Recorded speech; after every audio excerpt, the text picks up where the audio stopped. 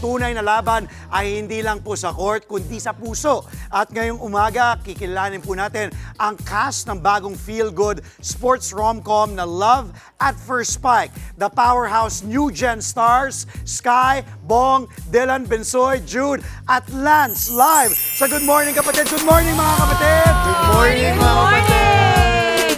Simulan ko na Go ahead, kasi Debs, one go of ahead. them is actually my OG baby, Yes. Sky. Yeah, Ate Debs. I'm so excited because alam ko naman ang husay ng mga batang ito. Pero simulan na natin pag-usapan. Love at First Spike. Ang galing, no? Very witty. Oh, witty. Imbis na at first sight, at first spike. Pag ginawa mo yan sa minamahal mo, ang tanong, mamahalin ka. Pag in-spike mo. Diba? Agad-agad. But this is a coming-of-age sports romantic dramedy. And ang ganda kasi parang first of its kind siya dito sa atin. Tell us more about it. Sinong pwedeng magkwento? Okay, I'll start at it. Yes, So, baby.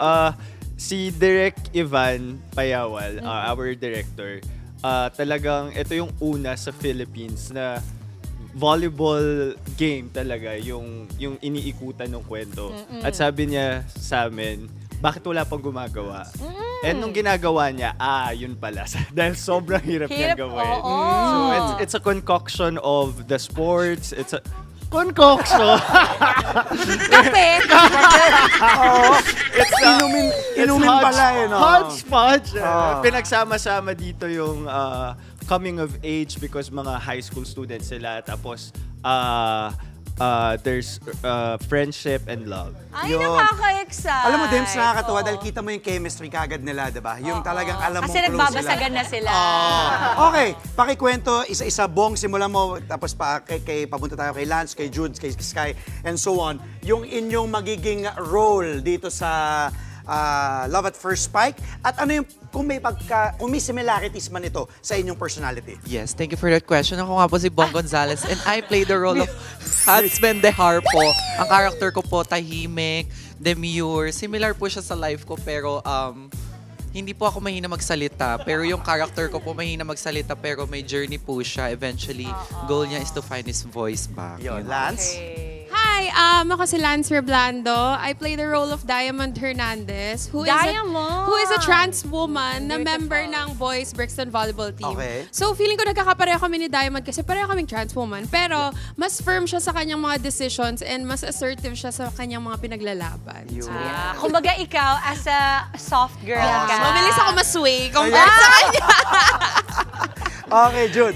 Next! Hello po, ako po si Jude Hinumdum Jude. at gumaganap po ako bilang kidlat sa series na ito. Mga names nyo, Hans Diamond Kidlat. Kidlat.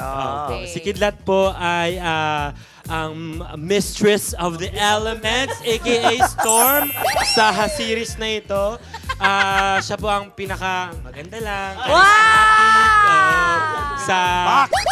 sa members ng volleyball team. Siguro po yung pinagkakaparehas namin, yung charisma siguro at yung ganda. Wala nga. Magnetism! Sky.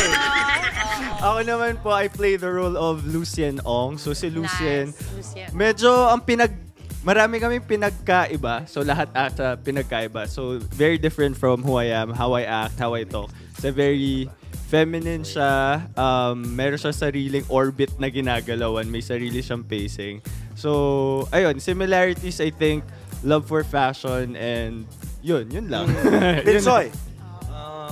Ako naman po, ang role ko dito is si Ray. Isa po siyang probinsyanong lasinggero. Siguro, hindi. Hindi totoo yan. Huwag kayo maniwala kay Dylan. Huwag kayo, ikaw ha. Good morning. na. So yun po, isa pong lasinggerong probinsyano, pero kahit lasinggerong probinsyano siya, may sense naman siya kausap. Siya yung best friend ng lead role namin na si Uno. And ayun, siguro ang pagkakatulad namin is probinsyano talaga. Si Ray ba may sense kausap kapag lasing o kapag hindi lasing? Pagtulog po. Pagtulog! Okay, Dylan. next up.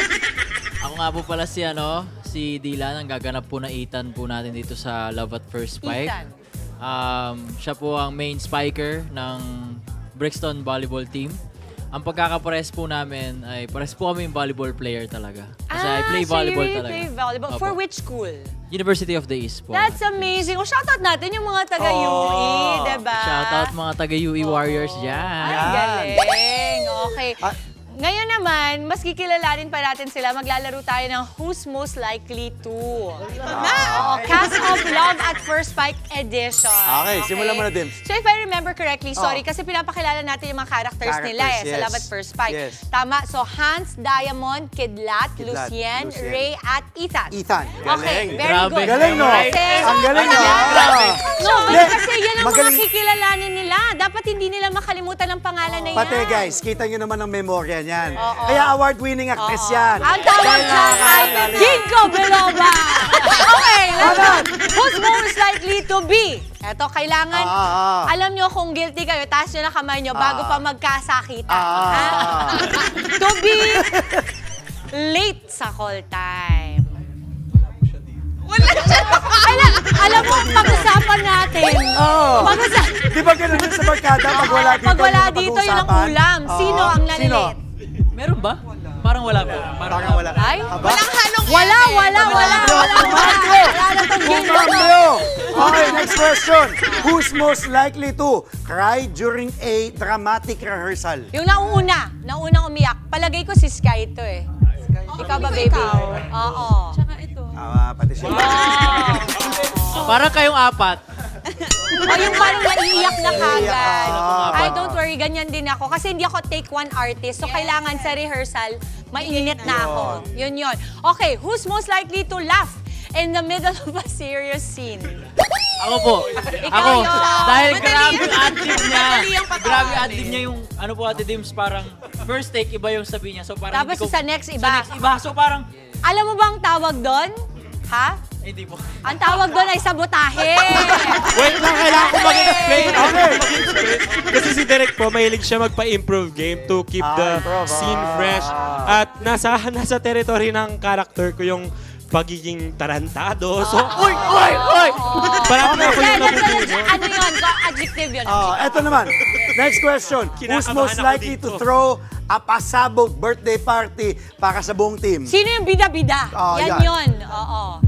Sino? Ay, walang galante. Parang si Sky. Sky po, Sky. Alam ko si Sky yan kasi kay Karina palang super spoiled na eh. Di ba?